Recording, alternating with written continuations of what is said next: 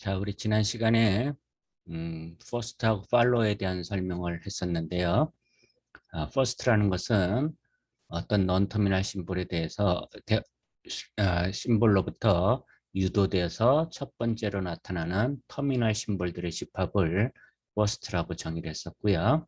그래서 first를 구하는 방법을 우리가 일반적인 방법하고 알고리즘을 이용하는 방법으로 설명을 드렸습니다. 두 번째, 팔로우를 계산을 했고, 팔로우라는 것은 어떤 non 터미널 심볼 다음에 나타나는 터미널 심볼들의 집합을 우리는 팔로우라고 얘기를 했고요. 팔로우도 지난 시간에 우리가 손으로 직접 계산할 수 있는 그런 방법을 설명까지 드렸었고요. 자, 오늘 시간에는 이것을 알고리즘화해서 알고리즘으로 팔로우를 계산하는 방법을 설명드리도록 하겠습니다. 알고리즘은 여기 있는 대로 1, 2, 3번으로 구성되어 있고, 만약 A가 시작교이면 달러를 팔로우 A에 속하고요. 두 번째, 만약 생성 규칙이 B가 알파 A, 베타 형태고 여기 있는 A의 지금 팔로우를 찾으려고 합니다. 단 베타는 empty string이 아닌 경우 아니라고 하면 A의 팔로우에는 empty string을 제외한 first 베타를 첨가합니다. 그래서 이놈의 팔로우에는 결국 뭐가 되느냐? 베타로부터 유도돼서 나타나는 첫 번째 터미널 심볼들의 집합이니까 결국은 그것이 first 베타가 되겠죠. 단 이때 empty string이 있다라고 하면 empty string은 제외하라는 뜻이고요. 세 번째 방법은 B가 알파 A거나 그래서 non-terminal 심볼이 제일 끝에 있는 얘기입니다. 이거나 B가 알파 A 베타인데 이때는 A가 끝에 있지는 않지만 요 베타에서 베타가 누려보란 심볼입니다. 그래서 제로 오모 데리베이션 하면 empty string을 생성한다라고 했을 때 라지에는 결국은 양쪽 끝에 위치하게 되는 거죠. 그러면 어떤 뜻이냐? A의 팔로에는 요거 다음에 나타나는 터미널 심볼이라는 것은 B 다음에 나타나는 터미널 심볼과 똑같죠. 그래서 결국은 B의 팔로우 전체를 A의 팔로우에 첨가하는 것이 바로 세 번째 얘기가 되겠습니다.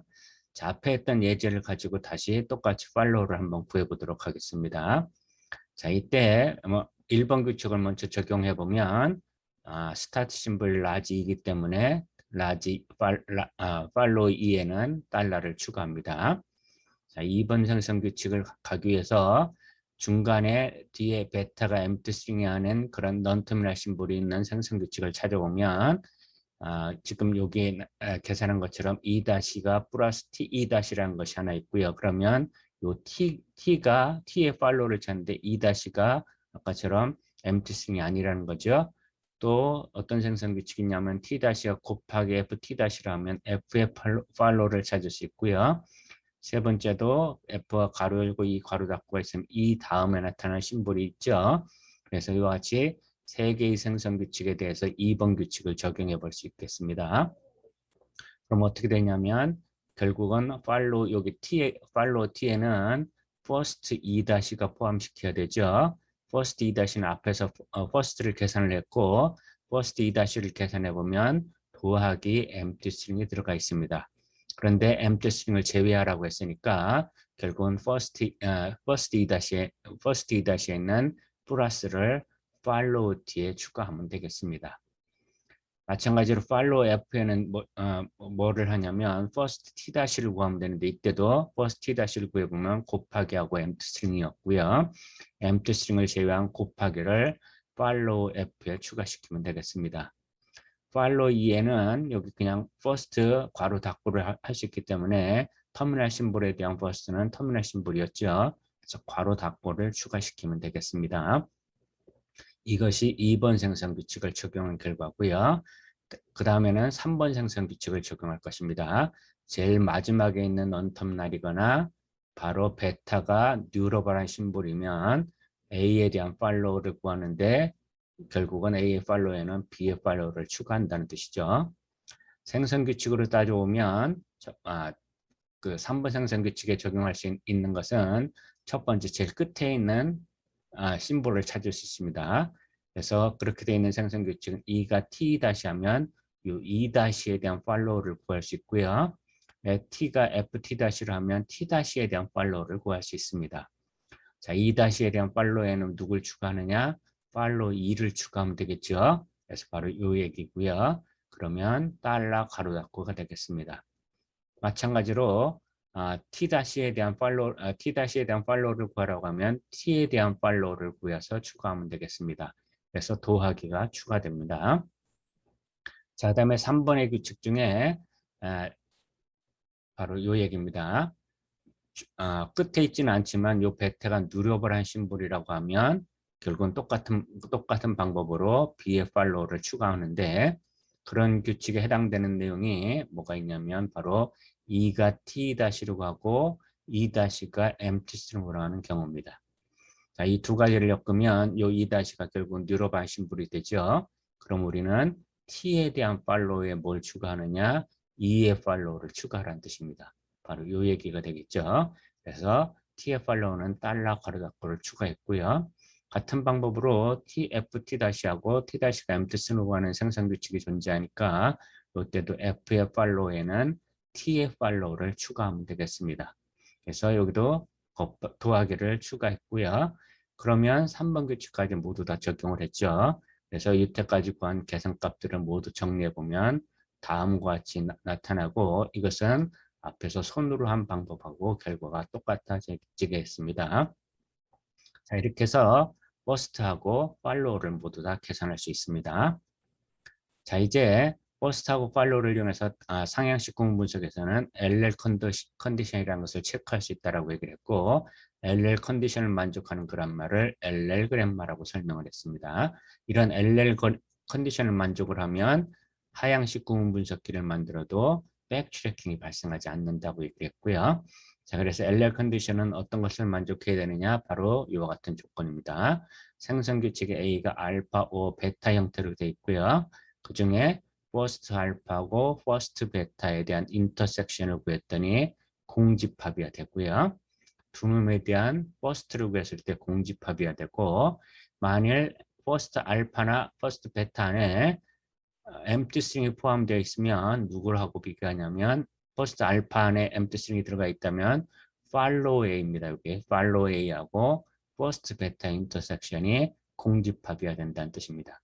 만약에 first 베타가 empty string을 포함하고 있다라고 하면 이때도 follow A하고 first 알파 사이의 인터섹션이 공집합이 되면 LL 컨디션을 만족하는 것입니다. 그래서 결국은 LL 컨디션을 계산하기 위해서는 생성 규칙이 주어지면 생성 규칙에서 first하고 follow를 다 계산을 해야만 우리가 LL 컨디션을 계산할 수 있다는 뜻이 되겠습니다. 자, 예제 6.13을 보면 앞에 썼던 예제 6.3의 문법을 그대로 적용을 해서 6.3 문법이 LL 컨디션인지를 체크해보는데 이미 앞에 있는 예제 6.3은 first하고 follow를 이미 다 계산을 했습니다.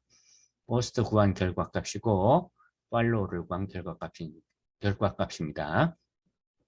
자, 이제 LL 컨디션을 검사해보면 지금처럼 생성규칙 여기 E 다시가 플러스 T 다시 empty string에서 두 개가 있는 겁니다. 그래서 아까 얘기했던 대로 뭘 구하라고 했냐면 요놈에 대한 first T, 플러스 T 다시하고 그 다음에 empty string이 들어가 있으니까 follow E 다시에 대한 intersection을 구하는 거죠. 두 번째 조건입니다. 구해보면 여기에는 플러스가 되고 팔로우 E 다시는 달러 가로 닫고 있기 때문에 인터섹션 하면 공집합이 됩니다. 또 이생성 규칙에서도 똑같은 방법으로서 first 곱하기 ft 다시하고 팔로우 t 다시에 대한 인터섹션을 구해보면 공집합이 됩니다. 또 생성 규칙 중에 양쪽에 있는 놈은 또 요놈이 있습니다. f가 이때도 결국 뭐를 하느냐 first 요놈이죠. first 요놈하고 first id에 대한 것을 계산하라고 하면 first 괄호 열고 이 괄호 닫고는 괄호 열고가 될 테고요. first id는 id가 되겠죠. 인터섹션 취하면 공집합이 됩니다. 모든 생성 규칙 중에 A가 알파, O, 베타 형태로 되어 있는 모든 생성 규칙에 대해 다 적용을 했고요. 모두 다 공집합이라는 것을 만족하고 있습니다. 그러므로 6.3에 주어진 그램마는 LL 그램마라고 할 수 있겠습니다. 자, 이제 LL 컨디션까지 얘기를 했고, 그러면 이제 실질적으로 하향식 구문 분석기 중에 우리가 재기적 하강 구문 분석기를 한번 설명하도록 하겠습니다.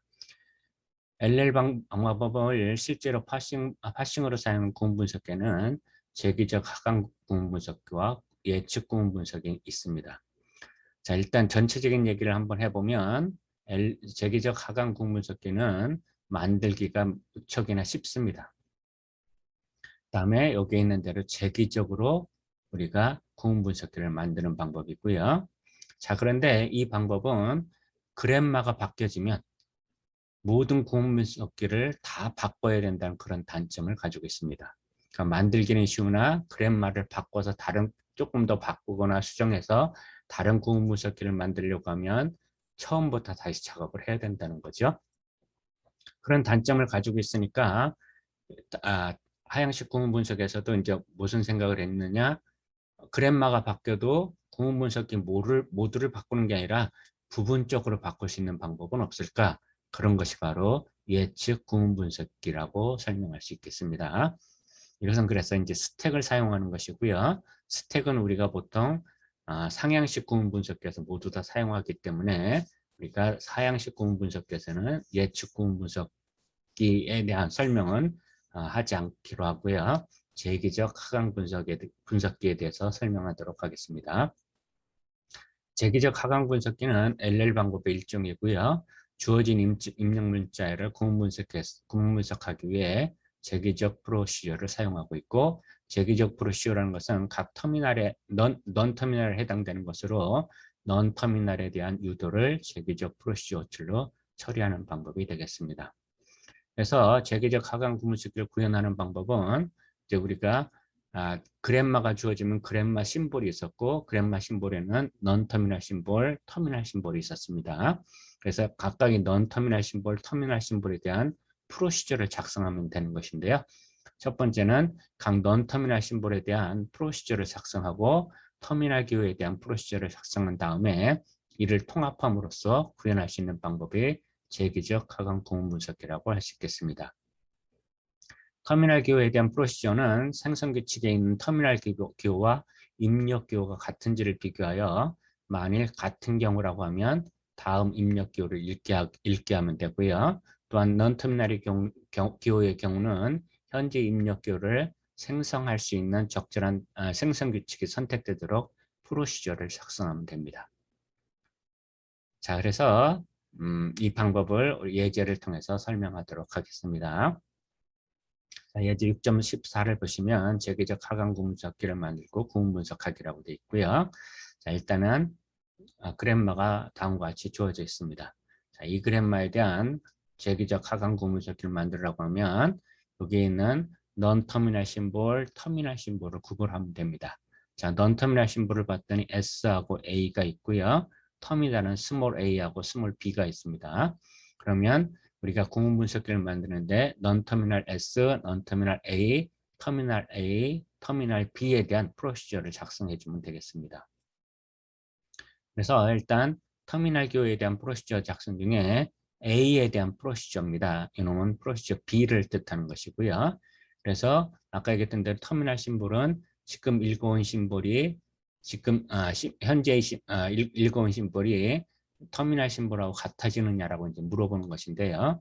그래서 next 심볼이 QA냐라고 물어보고, 그러면 맞으면 다음 심볼을 읽어오라고 하면 되고요. 맞지 않으면 바로 에러가 되는 것입니다. 그래서 프로시저 PA를 나타내고 있고, 프로시저 PB도 마찬가지입니다. 그래서 next 심볼이 B의 값이 B냐라고 물어보고 맞으면 다음 심볼을 가져오고, 그렇지 않은 에러입니다. 그래서 일단은 터미널 심볼을 나타내는 두 개의 프로시저를 작성을 했고요. 이번에는 넌터미널 심볼에 대한 프로시저를 작성하면 되는데, 넌터미널은 S하고 A였었습니다. S는 스타트 심볼이니까 S로부터 생성규칙 오른쪽을 취해주면 됩니다. 그래서 S로부터 생성규칙을 보면 스몰 a, large a, 스몰 b거든요. 그러니까 첫 번째가 아까처럼 프로시저 PA냐라고 물어봐야 되고, 그런 다음에 넌터미널 심볼 A를 콜하면 되고, 그 다음에 터미널 심볼 B냐는 프로시저 PB를 불러오면 되겠죠. 그래서 PS에는 시작을 하면 next 심볼이 QA냐라고 물어보고요. 아까처럼 A라는 심볼이냐라고 물어보고 맞으면 그 다음에 맞으면 begin에서 PA를 콜하고 프로시저 PA를 콜하고요. 그 다음에 non-terminal 심볼 프로시저인 P large A를 콜하고 PB를 하면 small a, large A, small b를 콜하는 것이 되겠죠. 같은 방법으로 non-terminal A에 대해서는 두 가지가 있었습니다. AS이거나 B이기 때문에 AS이거나 PA인 경우에 넥심볼에 따라서 QA면은 넥심볼이 QA면은 begin PA, PS를 콜하면 되고요. 넥심볼이 B라고 하면 PB를 콜하면 되겠습니다. 그렇지 않으면 에러가 되겠습니다. 이와 같이 아주 간단하게 프로시저들을 다 콜하는 그런 구문 분석기를 만들어낼 수 있고 이와 같이 구문 분석기를 만들면 이걸 가지고 바로 실행이 가능하도록 하겠습니다. 그래서 메인 프로그램은 지금 이제 4개의 프로시저를 만들었고 메인 프로그램은 get next 심볼하고 스타트 심볼부터 프로시저를 콜하면 되겠죠. 그런 다음에 다음과 같이 next 심볼 q 달러라고 하면 억슬이고 그렇지 않으면 에러가 되겠습니다. 자, 만드는 방법 아주 굉장히 쉽고요. 그 다음에 이것을 가지고 우리가 수행할 때도 크게 문제가 되지 않는데 결국은 뭐가 문제가 되느냐? 백트래킹이 이제 문제가 될 거고요. 또한 두 번째로는 그램마가 바뀌면 전체 구문 분석기가 모두 다 바뀌어야 된다는 그런 단점을 가지고 있는 것이 바로 재기적 하강 구문 분석기라고 얘기할 수 있겠습니다. 자, 그 다음에 그래서 이제 그런 단점을 없애기 위해서 나온 방법이 예측 구문 분석 방법이고요. 이것은 그러니까 그램마가 바뀌어도 전체 구문 분석을 다 바꾸는 것이 아니라 일부만을 바뀌는 것으로 할 수 있겠습니다. 이것은 스택을 이용하는 방법이니까 우리가 상향식 구문 분석에서 설명하도록 하겠습니다. 이번에는 6.3절로 넘어가서 상향식 구문 분석에 대해서 설명하도록 하겠습니다. 상향식 구문 분석은 앞에서 했던 대로 하향식 구문 분석하고 차이가 나는 것은 파스트리를 어떻게 만들어가느냐였었고요. 하향식에서는 스타트 심볼로부터 터미널 노드까지를 만들어가는 방법이었는데 반해서 상향식 구문 분석이라는 것은 터미널 노드로부터 리듀스를 하면서 스타트 심볼까지를 발견해 나가는 방법이 상향식 구문 분석이라고 얘기를 했고요. 그래서 주어진 문장이 문법에 맞는지 아닌지를 검사하기 위해 입력된 문자를 읽어가면서 감축에 의해 시작 기호를 찾아가는 방법이고요. 주어진 문자의 시작 기호로 감축이 되면 올바른 문장이라고 판단하여 파스트리를 생성하고 그렇지 않으면 올바르지 않은 문장으로서 에러 메시지를 출력하면 되겠습니다. 자, 이 상향식 구문 분석을 하기 위해서는 우리가 감축이라는 거하고 핸들을 알아야 됩니다. 감축은 리듀스 앞에서 유도한다 하고 리듀스한다, 감축한다를 우리가 한 것이고요. 유도라는 것은 생성 규칙이 왼쪽에 있는 놈을 오른쪽으로 대치하는 과정이었고 감축이라는 것은 오른쪽에 있는 문장 형태를 왼쪽으로 바꾸는 방법입니다. 그래서 지금 스타트 심볼로부터 제로 오모 데리베이션에서 알파 A 오메가 형태 그 다음에 여기서 알파 베타 오메가가 됐다고 하면 라지 A가 베타로 유도된 형태죠. 이때 결국은 알파 베타 오메가에서 여기에서 여기 있는 베타를 라지 A로 대치하는 것을 우리는 감축 리듀스라고 하겠습니다. 그래서 거꾸로 그러니까 유도에서는 이런 형태로 갔지만 이번에는 거꾸로 이 형태에서 그 왼쪽에 있는 이 형태로 바꾸는데 결국은 이렇게 바뀔 때 뭐가 됐느냐? 베타 대신에 라지 A로 바뀐 거죠. 생성규칙에서 보면 A가 베타라고 하는 생성규칙이 있었는데 오른쪽에 있는 놈을 왼쪽으로 바꾼 것입니다. 그것을 우리는 감축이라고 하고 이때 요 베타를 문장 형태 알파, 베타, 오메가의 핸들이라고 부릅니다. 그러니까 리듀스 되는 부분을 우리는 핸들이라고 얘기를 하는 것이고 그래서 상향식 구문 분석에서는 항상 뭐를 해야 되느냐 감축을 해야 되는데 감축되는 부분이 누구냐를 찾아내야 되고요. 그래서 감축되는 부분이 핸들이기 때문에 결국은 상향식 구분 분석에서는 핸들을 찾아내서 그것을 리듀스하는 것이 가장 기본이라고 얘기할 수 있겠습니다. 그래서 결국은 감축되는 부분은 우리는 핸들이라고 얘기를 해서, 자, 이제 예제 6.18을 통해서 우단 유도와 핸들 찾기를 한번 해보겠습니다. 상향식 구분 분석은 우단 유도의 역순이라고 얘기를 했기 때문에 일단 우단 유도를 해야 설명할 수 있겠습니다. 그래서 앞에 자주 사용한 문장 ID 더하기 ID 곱하기 ID에 대해서 우단 유도를 해보면 그램마는 지금 6개의 생성 규칙을 가지고 있습니다. 그래서 라지 1로부터 2 플러스 t로 유도를 하고요. 여기서 우단 유도를 했으니까 이 t를 유도해야 되죠. 중요한 것은 결국은 ID 더하기 ID 곱하기 ID를 유도해야 되니까 이 t로부터 뭐를 유도해야 되는지를 알아내야 되고, 그래서 t 곱하기 f로 유도를 하면 됩니다. 그런 다음 이 f로부터 id로 유도를 하고요. 이 t를 f를 id로 유도를 하고, 그다음 2를 t로, t는 f를 id로 유도를 하면 지금처럼 id 더하기 id 곱하기 i를 생성할 수 있습니다. 그러면 앞에서 했던 대로 id 더하기 id 곱하기 id는 주어진 그래머에 맞는 문장이라고 얘기를 했죠. 자, 그런 다음에 지금 우단 유도를 했고 우단 유도의 역순이라고 얘기를 했으니까 여기서부터 이렇게 올라가면 되겠습니다. 그래서 그 우단 유도의 역순이 결국은 뭐냐? 상향식 구분 분석이 되겠습니다.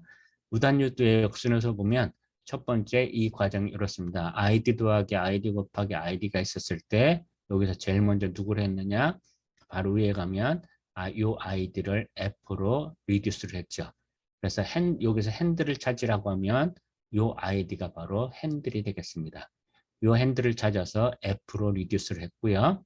자, 그 다음 단계 여기에서 핸들이 누구냐라고 하면 바로 전 단계를 보면 바로 t가 f로 유도가 됐죠. 결국 f가 t로 리듀스 되는 거니까 f가 핸들이 돼야 되고, 같은 방법으로 그 다음 단계에서는 t가 핸들이 됐고요.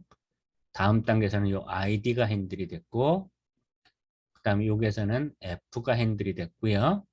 그 다음에 여기에서는 id가 핸들이 됐고, 여기서는 t 곱하기 f가 핸들이 됐고, 여기서는 2 더하기 t가 핸들이 해서 스타트 심볼까지를 만들어간 과정이죠. 상향식 구분 분석은 지금 설명했던 것처럼 우리가 구분 분석을 한다는 뜻이 되겠습니다.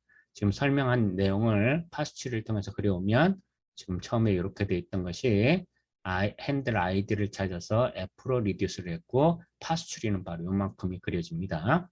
그런 다음에 F가 핸들이 돼서 T로 리듀스를 했으니까 파스츄리는 이만큼이 됐고요.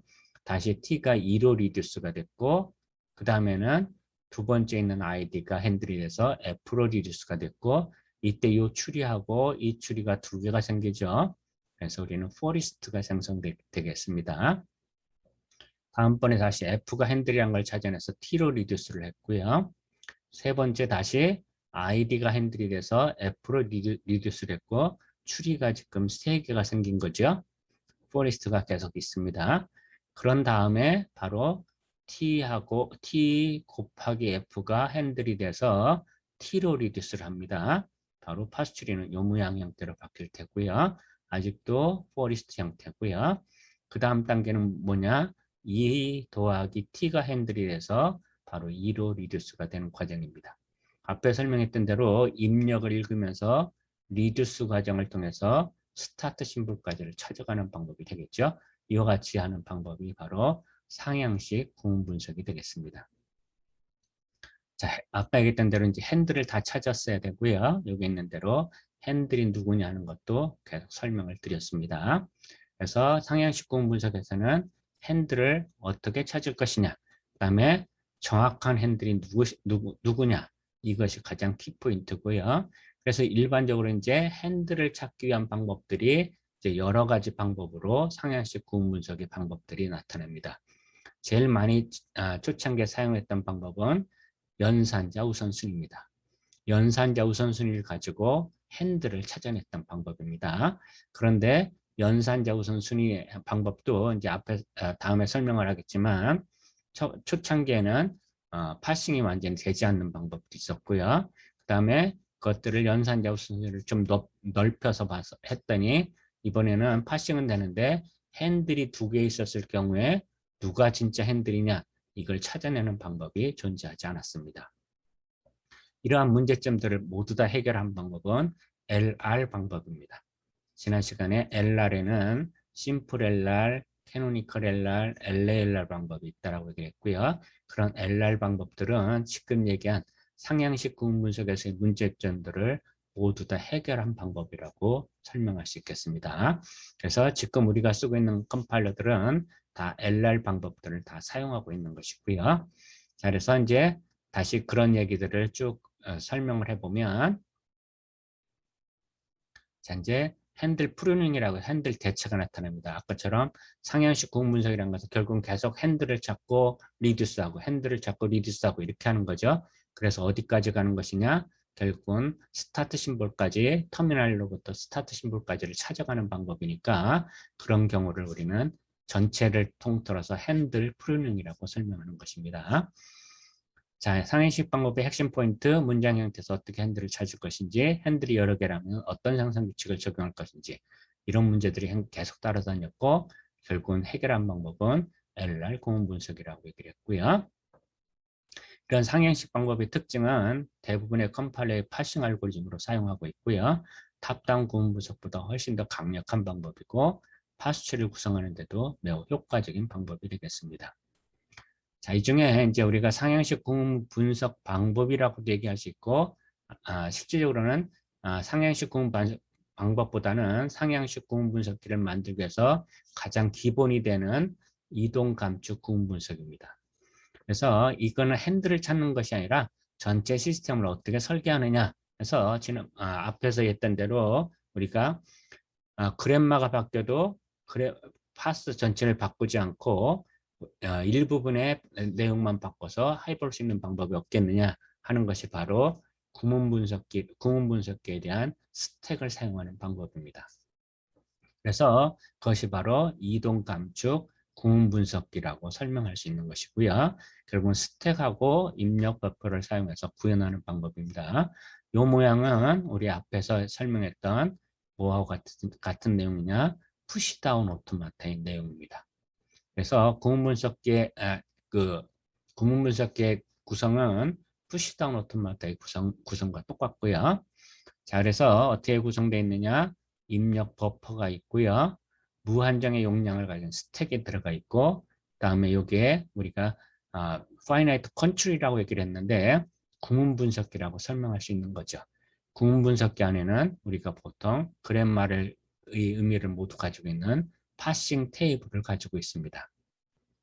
그래서 이런 구문 분석기가 입력 버퍼의 내용을 읽고 스택의 탑의 내용물을 읽은 다음에 그 내용을 가지고 파싱표에 가서 어떤 행동을 할 것인지를 찾아보고 그 행동에 따라서 다음의 행동들을 결정하는 것이 바로 구문 분석의 방법이라고 설명할 수 있겠습니다. 그래서 이제 우리가 이제 이렇게 구성한다라고 하면 그램마가 바뀌었을 때 어떤 내용만 바꾸면 되느냐? 구문 분석기를 바꿀 필요는 없더라는 거죠. 단지 파싱 표만 바꿔주면 되니까 그 구문 분석기 전체를 바꾸는 앞에서의 문제점에 우리는 그것보다는 파싱 표만을 바꾸면 되니까 훨씬 더 효율적인 방법이 되더라는 것이고요. 자, 이런 이동 감축 구문 분석기 행동은 이동 감축에 나타나는 것처럼 4가지 행동을 가지고 있습니다. 그래서 아까처럼 이런 얘기입니다. 이 파싱표에 가면 4가지 행동이 들어가 있다는 뜻입니다. 그래서 파싱표에는 이동이라고 써 있거나 감축이라고 써 있거나 수락이라고 써 있거나 에러라고 써 있다는 뜻입니다. 자, 이동을 만나면 어떻게 하라는 뜻이냐? 현재 입력 기호를 스태기 탑에 옮기라는 뜻입니다. 지금 여기서 입력하고 스태기 탑을 읽어서 파싱표에 가서 봤더니 시프트라고 써져 있더라. 그러면 지금 읽은 입력 심볼을 스태기 탑에 푸시하라는 뜻입니다. 자, 그래서 첫 번째 이동은 읽은 입력 심볼을 스택으로 옮기는 것이고요. 두 번째로는 감축입니다. 이제 아까 얘기했던 대로 상향식 구문서의 가장 키는 감축입니다. 결국은 감축을 하라는 뜻은 핸들을 차지해야 되는 것이고요. 핸들이 찾아지면 그 핸들에 따라서 감축이 되는 겁니다. 만약에 아까처럼 똑같이 입력 심볼과 스택의 탑을 가지고 가서 파싱표에 갔더니 감축이라고 써 있더라. 그럼 이제 핸들이 어디냐라고 이제 물어봐야 되는데, 지금 읽은 핸들은 스택의 탑에 핸들의 꼬리가 나타나는 것입니다. 그래서 핸들의 탑, 그러니까 헤드 부분을 찾아내야 되고요. 그래서 스택으로부터 계속 팝시키면서 핸들의 헤드를 찾아내고 헤드까지를 완전히 우리는 스택의 헤드부터 테일까지를 우리는 핸들이라고 얘기를 하고, 그것들을 다 팝시킨 다음에 다른 심볼, 그러니까 오른쪽에 있는 심볼이 팝되면 생성 규칙의 왼쪽에 있는 심볼을 푸시하는 것이 바로 감축이 되겠습니다. 세 번째, 수락이라는 것은 지금 이제 모든 계속 과정을 거쳤더니 주어진 문장이 주어진 그래머에 맞다라고 얘기를 하는 것입니다. 그래서 주어진 문자리 주어진 문법에 맞는 문장이라는 것을 나타내니까 이때까지 만들어진 파스 추리를 출력으로 내보내면 되겠습니다. 자, 에러는 결국은 중간중간에 나타날 수 있는데 주어진 문장이 주어진 문법에 맞지 않는 문장이라고 하는 것이니까, 이런 에러가 나타나면 우리는 에러 처리 루틴을 호출하게 되겠습니다. 거기서 에러 처리 루틴에서는 에러에 대한 메시지들을 준다라고 볼 수 있겠습니다. 여러분들이 신텍스라는 에러를 받고 에러 메시지를 받듯이 그 에러 메시지는 에러 처리 루틴을 통해서 여러분들한테 주어지는 것이 되겠습니다. 그래서 파싱 테이블의 내용은 이동, 감축, 수락, 에러, 이 네 가지로 구성되어 있는 것이 바로 이동, 감축, 구문 분석의 행동입니다. 자, 그래서 이동, 감축, 구문 분석을 일단은 이해하기위해서 여기 있는 대로 다음 예제를 통해서 한번 설명하도록 하겠습니다. 자, 입력 문자를 읽고 핸들을 발견해야 되고, 핸들을 찾으면 감축하고 부분 파스치를 구성하고, 같은 방법으로 계속 진행을 하고, 입력 문자를 못 읽은 후 시작교를 만나면 주어진 문장은 맞는 문장이 되는 것입니다. 자, 이동 감축 구문 분석은 다음과 같은 예제가 있고, 앞에서 했던 대로 ID 더하기 ID 곱하기 ID가 주어져 있으면 이 문장은 맞는 문장임에 틀림없습니다. 그것을 우리는 우단 유도로 먼저 한번 해봤고요. 자, 이놈에 의해서 결국은 주어진 문장은 주어진 그래머에 맞는 문장이니까 파싱을 해도 똑같은 결과가 나와야 되는 거죠. 그래서 결국은 여기서부터 우리가 이제 구문 분석을 하게 되는데, 상태는 스택의 탑에 달러 입력의 끝을 나타내기 위한 달러를 넣고요. 입력 기호는 ID 더하기 ID 곱하기 ID, 그다음 입력의 끝을 나타내는 여기는 스택의 탑에 나타나는 것은 입력의 시작 기호하고 똑같습니다. 달러를 쓰고, 그 다음에 자, 이런 상태에서 스택의 탑에 있는 달러를 읽고 입력기호 ID를 읽는다는 뜻입니다. 그러면 스택하고 읽은 기호하고 입력기호가 있는데, 파싱 테이블에 가서 보면 왼쪽 이 컬럼에 나타나는 것이 스택의 입력기호고요. 그다음에 위에 로에 나타나는 것이 바로 입력기호입니다.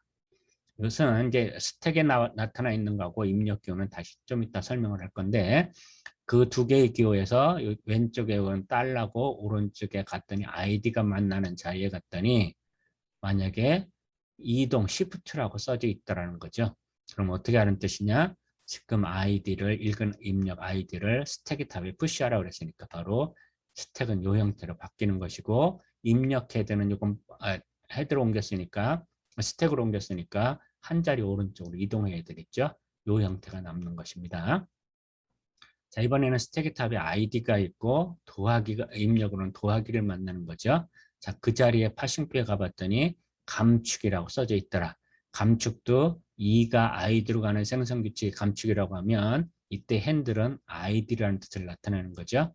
그러면 스택의 탑으로부터 ID가 그냥 하나니까 ID만 팝시키면 되겠죠. 팝시키고 뭐를 푸시하냐면 생성규칙 왼쪽에 있는 2를 푸시하라는 뜻입니다. 이렇게요. 헤드는 움직이지 않습니다. 자, 지금처럼 감축이 일어날 때마다 파스 추리를 생성해야 됩니다. 하향식에서는 유도가 발생할 때마다 파스 추리가 생성돼야 되고요. 상향식에서는 감축이 발생할 때마다 파스 추리가 생성돼야 되는데, 감축이 지금 이 형태로 됐죠.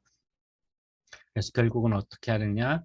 핸들 부분이 차일드 노드로, 그 다음에 페어런트 부분에는 바로 왼쪽에 있는 감축된 리듀스된 왼쪽의 심볼이 바로 페어런트 노드로 가면 되겠습니다. 그래서 E가 페어런트로 아이디가 차일드 노드로 되는, 여기는 그림을 안 그려놨네요.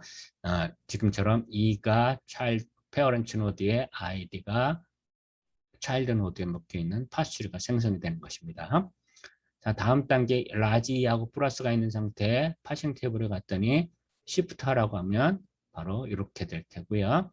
같은 방법으로 도하기 아이디를 만났더니 시프트 하라고 하면 이렇게 돼야 될 테고요. 아이디 곱하기를 만났더니 감축하라고 하고 핸들이 아이디라고 하면 아이디만을 팝시키고 그 자리에 라지를 푸시하라는 뜻이 되겠고, 2 곱하기 만난 자리에 시프트 하라고 하면 이 형태가 바뀌고요. 곱하기 아이디가 만난 자리에 시프트 하라고 하면 이 형태가 될 테고, 아이디 달러가 만나는 자리에 감축하라고 하는데 핸들이 아이디라고 하면 이 놈을 팝시키고 라지를 푸시하면 되고요. 2달러에 갔더니 감축을 하라고 하면 핸들은 2 곱하기 2라고 하면 여기서부터 팝되는 거죠. 2팝 곱하기 팝 2를 팝시키고요. 왼쪽에 있는 라지를 푸시하라는 뜻이 되겠습니다. 자, 이 상태에서도 마찬가지로 2달러를 가봤더니 감축을 하는데 핸들은 2 더하기 2라고 하면 2팝 더하기 팝 2팝을 하고 왼쪽에 있는 라지를 푸시하는 거죠. 이번에 2하고 달러 자리를 갔더니 억셉이라고 써 있으면 주어진 문장은 주어진 그래마에 맞는 문장이라고 하겠다는 뜻이 되겠습니다. 자, 이런 방법으로 하는 것이 바로 상향식 구문 분석이 되겠습니다. 자, 상향식 구문 분석은 지금처럼 이제 핸들 얘기를 설명하지 않았는데 핸들을 어떻게 찾을 것이냐, 아까 얘기했던 대로 여러 가지 방법들이 등장을 하는데 초창기에 사용한 방법은 연산자 우선순위 구문 분석입니다. 그래서 연산자들 사이에 우리가 지금 일반적으로 하고 있는 연산자들 사이에 우선순위를 주는 방법으로 결국은 핸들을 찾아가겠다는 뜻이겠습니다. 연산자 우선순위 이미 앞에서도 계속 설명을 했었죠. 자, 이런 연산자 우선순위 구분 분석은 연산자 상호 간의 우선순위 관계에 의해 핸들을 찾는 방법으로 연산자 우선순위 문법이 필요하고요. 연산자 우선순위 문법이라는 것은 연산자 우선순위 문법은 연산자 문법이면서 두 개의 터미널 기호 사이에 만할 한 개의 연산자 우선순위를 갖는 것을 말하고, 이 문법에 의해 정의된 언어를 연산자 우선순위 언어라고 얘기를 합니다. 자, 그래서 다음 문법이 주어졌을 때 그 문법이 연산자 우선순위 문법인지 바로 알 수가 없고, 연산자 우선순위 관계는 연산자 우선순위 파싱표를 만들어 봐야 알 수 있겠습니다.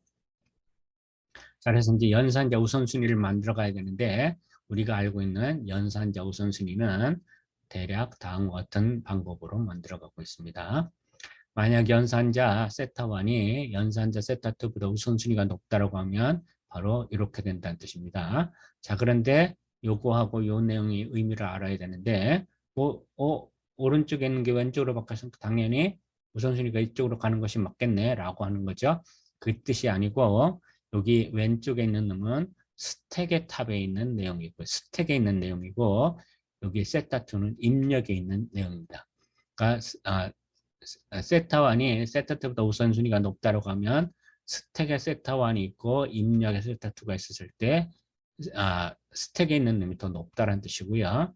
이렇게 돼 있어도 세타1이 세타2보다 높으면 입력에 있는 놈이 스택에 있는 놈보다 우선순위가 높다는 의미를 갖고 있는 것입니다. 그래서 곱하기가 더하기보다 우선순위가 높다고 하면 스택에 곱하기가 있고 입력에 더하기가 있었을 때 연산을 결국 스택에 있는 놈을 먼저 해야 된다는 뜻이고요. 이렇게 두 개가 있으면 입력에 있는 놈을 먼저 연산해야 되니까 연산을 할 수가 없고 스택 속에 푸시하는 내용이 되겠습니다. 그래서 지금 이와 같은 식에서 가운데 있는 2 곱하기 2가 가장 먼저 감축될 핸들임을 알아낼 수 있어요. 이 연산자 우선순위에 의하면 곱하기가 가장 높으니까 얘를 먼저 연산해야 되고, 연산하고 나면 더하기가 있는 거죠. 그럼 결합법칙에 해당이 돼서 왼쪽 결합법칙이라고 하면 이렇게 연산하고 이렇게 연산해야 된다는 뜻이겠죠. 자, 만약 연산자 세트1과 세트2가 동일한 우선순위고 연산자 기호들이 왼쪽 결합 법칙을 가지면 지금 이제 설명한 얘기죠. 우선순위가 같대요. 그러면 예를 들어 2 더하기 3 더하기 4가 되는 거죠. 그때 무슨 결합 법칙을 쓸 것이냐는 건데 왼쪽 결합 법칙 쓴다라고 하면 왼쪽에 있는 놈이 더 높아야 되죠. 그러면 우선순위 똑같지만 스택 속에 하고 입력에 이렇게 돼 있다라고 하면 우선순위 같을 때 스택에 있는 놈 먼저 연산한다는 뜻이고요. 또한 연산자들이 모든 결합 법칙을 가지면 바로 이와 같이 요놈이거나 요 형태가 같다는 뜻입니다. 그래서 이때도 똑같은 더하기가 있다라고 하면 스택에 있는 놈이 더 높다는 뜻을 나타내주고 있습니다. 자, 모든 연산자 세타에 대해서 입력 아이덴티파이하고 괄호하고 그다음에 입력 끝을 나타내는 달러들 사이에는 이런 우선순위를 갖고 있고요. 그것들을 모두 다 제공하면 다음과 같이 표로 만들어 볼 수 있겠습니다. 자, 그래서 예제 6.22에서 다음과 같은 그래머가 주어졌을 때 먼저 파싱 테이블을 한번 만들어 보겠습니다. 연산자 우선순위는 어떻게 하느냐? 여기에 있는 모든 연산자들, 다시 말해서 터미널 심볼입니다. 모든 연산자들을 나열해서 정방 행렬을 만들고 그것들 사이에 우선순위를 표시하면 되겠습니다. 자, 여기 보면 요게 스택 속에 있는 것, 요놈이 입력기호죠. 더하기가 만나면 아까처럼 우선순위가 똑같은데 좌측이냐 우측 결합 법칙이냐에 따라서 달랐었죠. 좌측 결합식이라고 하면 결국 스택에 있는 놈이 더 높다는 뜻입니다. 아까 얘기했던 대로 2 더하기 3 더하기 4라고 하면 왼쪽 결합 지금 2 더하기 3을 먼저 해야 되죠. 지금 그 더하기 표시가 바로 요 놈이고요. 스택 속에 있는 것이고 뒤에 있는 더하기 표시는 바로 이 표시입니다. 두 놈 사이에 누가 더 높으냐? 스택 속에 있는 놈이 더 높으니까 2 더하기 3을 연산하라는 뜻이 됩니다. 자, 더하기하고 곱하기 사이에 우선 연산자 순위를 봤더니 곱하기가 우선순위가 높고요. 더하기하고 괄호 열고를 봤더니 괄호 열고가 높고 더하기하고 괄호 닫고 사이를 봤더니 더하기가 높고요. 더하기하고 아이디 사이 봤더니 아이디가 높고 더하기하고 달러를 봤더니 더하기가 높더라고요. 그래서 나머지도 같은 방법에 의해서 다 채워볼 수 있고요. 여기 지금 우선순위가 없는 놈들 있죠. 이 둘 사이에서는 우선순위가 적용되지 않습니다. 만약에 이렇게 맞는다고 하면 이제 에러가 되겠습니다. 그 에러 메시지는 어떤 에러 메시지가 될 것인지는 뒤에 6장의 끝에 가서 다시 설명드리도록 하겠습니다. 일단 그래서 파싱표를 완성을 하고 그 파싱표에 따라서 다음과 같이 이제 구문 분석을 해볼 수 있습니다. 아이디 더하기 아이디 곱하기 아이디가 나타나면 아까 했던 것처럼 스택의 탑에 달러가 있고 입력 기호는 아이디 더하기 아이디 곱하기 아이디 달러가 됩니다. 이때 스택의 탑에서 달러를 가지고 입력 기호 아이디를 가져오면 달러하고 아이디가 만나는 자리에 가면 달러 아이디가 만나는 자리에 가면 아이디가 높습니다. 그러면 아이디를 아까 이동하라는 뜻이 되겠죠. 시프트하라는 뜻이 됩니다. 그래서 스택 속에 아이디를 푸시합니다. 입력기 한 자리 오른쪽으로 이동하니까 입력은 이렇게 되겠죠. 그럼 다음에 스택의 탑에는 아이디가 있고 입력은 더하기가 있습니다. 그래서 이번에는 아이디하고 더하기가 만나는 자리에 가보면 아이디가 높습니다. 자, 그래서 아이디가 높으니까 결국은 리듀스를 하라는 뜻이죠. 리듀스를 했을 때 이제 핸들을 찾아내야 됩니다. 자, 핸들은 지금처럼 아무런 설명이 없습니다. 그래서 그램마에서 이 핸들을 찾아내야 되는데 지금 스택의 탑의 꼬리에 누가 있느냐? 아이디가 있습니다. 오른쪽 끝에 아이디가 있는 놈을 찾았더니 이것밖에는 존재하지 않습니다. 그래서 그램마에서 비교하고 이 놈이 3번 생성규칙 해당되니까 핸들은 아이디라는 것을 찾아낼 수 있는 겁니다. 그런데 설명은 그렇게 했지만 실제 이제 구현하라고 하면 모든 그램마들 중에 끝에 아이디가 있는 걸 찾아내야 된다는 뜻이니까 다 비교해야 된다는 것입니다. 쉽지 않은 상황입니다. 어쨌든 아이디가 핸들이라고 하니까 아이디를 팝시키고 왼쪽에 있는 라지를 푸시합니다. 이렇게요. 자, 그런 다음에 스택의 탑에 갔던 라지가 있고 입력기호 더하기를 봤더니 스택의 탑에 라지가 없습니다. 아까 연산자 우선순위 그램마는 터미널 심볼하고 터미널 심볼 사이만 우선순위를 줬다라는 거죠. 그래서 한번 리두스가 발생하고 나면 넌 터미널 심볼이 스택에 쌓여 있기 때문에 그 다음에는 구문 분석이 이루어지지 않습니다. 그래서 이게 초창기에 바로 이와 같은 문제점을 가지고 있었던 겁니다. 그러면 이제 해볼 수 있는 방법은 우선순위를 터미널 로드 사이에만 주지 말고 넌 터미널도 모두 포함시켜서 우선순위를 주면 되겠구나. 그런 방법도 이제 나왔었고요. 그런데 그런 방법에서도 이제 파싱은 이루어졌지만 핸들을 찾는 것이 나타나 있지 않았습니다. 그래서 이런 핸들을 정확하게 찾아내기 위한 방법이 바로 LR 구문 분석입니다. 그래서 이제 LR 구문 분석으로 넘어가도록 해보겠습니다. 자, LR 구문 분석은 결정적인 상형식 구문 분석 방법이 되겠고요. 또한 LR이란 것은 left to right scanning and right pass입니다. 그래서 왼쪽에서 오른쪽으로 읽어 들어가면서 pass는 right pass, 우 pass를 생성한다는 뜻이 됩니다. 결국은 우단유도의 역순이라는 것 생각하시면 되고요. 입력 문자를 왼쪽에서 오른쪽으로 읽어가며 출력으로 우 pass를 생성하고 LR 방법으로 구문 분석을 행하는 구문 분석기를 우리는 LR 파스라고 얘기를 하겠다는 뜻이고, 주어진 문법으로부터 파싱 테이블을 구성하는 이론과 방법, 파싱 테이블이 주어졌을 때 LR 파스가 어떻게 작동하는지, 모호한 문법으로 파싱 테이블을 구성하는 방법, LR 파스를 실제적인 컴파일러의 구문 분석기로 구현하는 내용, 이런 내용이 LR 구문 분석에서 알아야 되는 내용이 되겠습니다. 이런 LR 구문 분석의 이제 장점을 한번 살펴보면 LR 구문 분석기는 모호하지 않은 문맥 자유 문법으로 쓰인 모든 프로그램 언어에 대해서 구성이 가능하고요.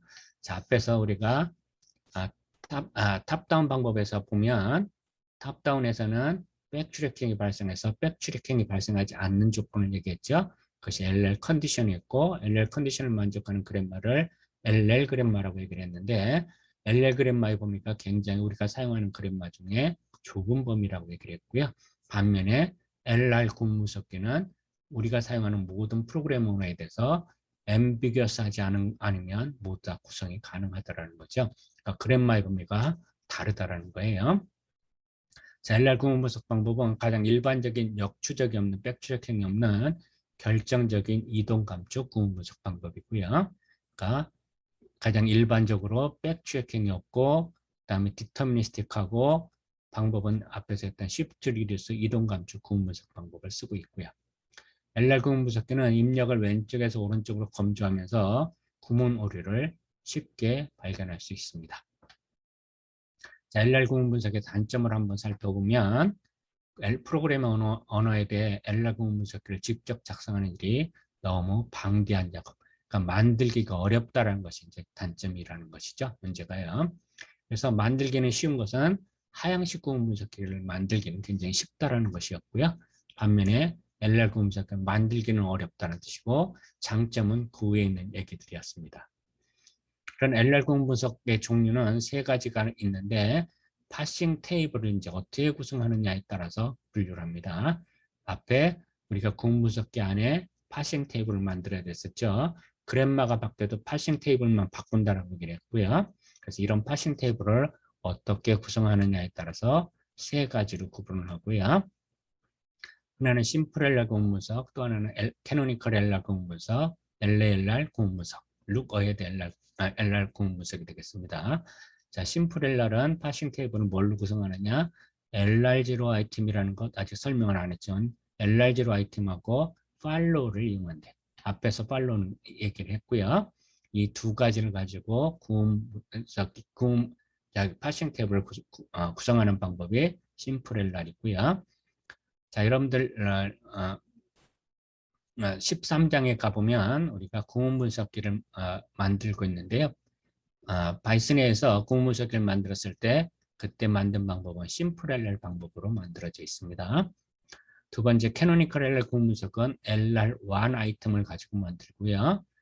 룩 어헤드 LR이라는 것은 LR0 아이템과 룩 어헤드로부터 만들어질 수 있고 또한 LR1으로부터도 만들어질 수 있습니다. 자, 이 세 가지들이 있는데 만드는 방법은 이렇고 이렇게 만들어졌을 때 이제 어떤 장단점이 나타나느냐? 심플 LR은 그램마의 범위가 작습니다. 세 가지 중에서는요. LR이니까 거의 타입 2를 모두 다 가지고 있는 거이면 틀림이 없지만 그 중에 세 가지를 비교하라고 하면 그 중에서는 작은 범위가 심플 LR이라는 뜻이고요. 반면에 심플 LR을 가지고 해봤더니 범위가 작은 대신에 만들기는 쉬워지는 것이고요. 가장 넓은 범위가 캐노니컬 LR입니다. 그래서 범위는 제일 넓은데 만들기는 제일 어렵겠죠. 그 중간에 있는 놈이 바로 룩 어헤드 LR인데 만들기는 심플 LR의 방법 정도고 그 다음에 그랜마의 범위는 캐노니컬 LR이라고 주장하는 것이 바로 LA의 LR 방법입니다. 그런데 만들기가 그런 것은 아니고요. 만들기는 훨씬 더 어려운데 파싱 테이블의 크기가 바로 심플 LR의 크기에 맞출 수 있다는 방법입니다. 만들고 나서 파싱 테이블의 크기는 심플 LR의 크기로 줄일 수 있고 그랜마의 범위는 캐노니컬 LR이 되는 것이 바로 LALR 방법이기 때문에 우리가 쓰고 있는 구문 분석 방법 중에서도 LR 중에서도 LALR 방법을 주로 사용하고 있다는 뜻이 되겠습니다. 자, 이런 LR 구문 분석의 이제 구성을 보면 이동 감축 구문 분석과 마찬가지로 구동 프로그램하고 액션 고투 그래서 액션 고투 두 개의 파싱표로 구성이 됐고요. 나머지 파싱표의 행동은 이동 구문 분석과 똑같습니다. 그래서 이것은 예제를 통해서 다시 설명을 할 테고 LR 구문 분석에 대한 장단점 금방 설명했던 대로 가장 강력한 건 캐노니컬 LR, 그 다음에 강력하지 않은 건 심플 LR, 만들기가 쉬운 건 심플 LR, 만들기가 어려운 건 캐노니컬 LR. 만들고 봤더니 그랜마의 범위는 캐노니컬 LR, 파싱표의 크기는 심플 LR로 할 수 있는 것이 바로 LALR이라고 설명하면 되겠습니다. 그래서 LALR에 대한 전체 설명까지를 마쳤고요. 다음 시간에 LR 파싱표에 대한 행동 구성하고 그다음에 LR 방법들에 대한 설명을 하도록 하겠습니다. 수고하셨습니다.